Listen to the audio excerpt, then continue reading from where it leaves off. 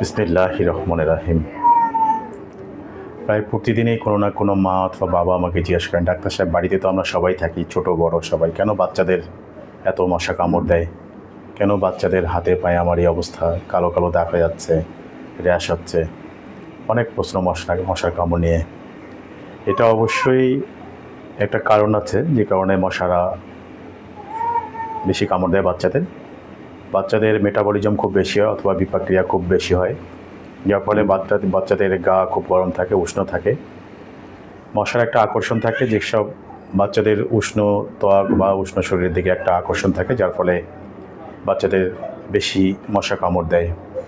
বাচ্চারা যখন দৌড়াদৌড়ি করে, লাফাঝাপা করে, তখন নিঃশ্বাসের সাথে কার্বন ডাই অক্সাইড বের হয়। এই কার্বন ডাই অক্সাইডের প্রতি মশার একটা আকর্ষণ থাকে, যেমন মধুর প্রতি বা চিনির প্রতি একটা পিঁপড়া আকর্ষণ থাকে।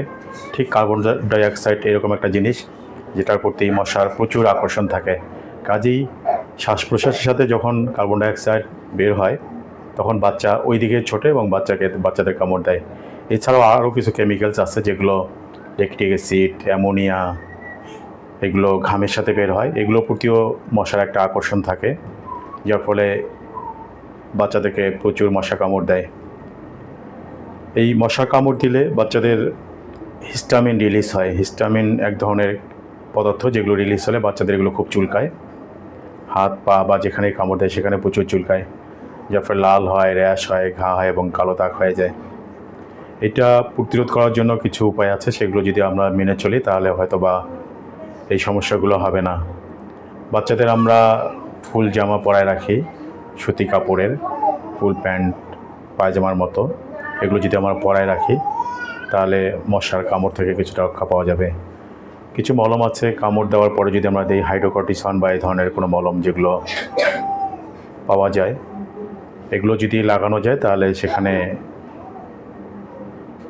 কোনো র্যাশ হবে না বা কোনো ঘা হবে না।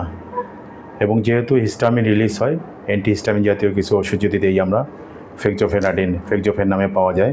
এই ফেক্সোফেন যদি দেওয়া হয় বয়স অনুপাতে, ওজন অনুপাতে, তাহলে এই সমস্যাগুলো হয় না। ফেক্সোফেন সাধারণত 6 মাস পর থেকে দেওয়া হয়। ধন্যবাদ সবাইকে।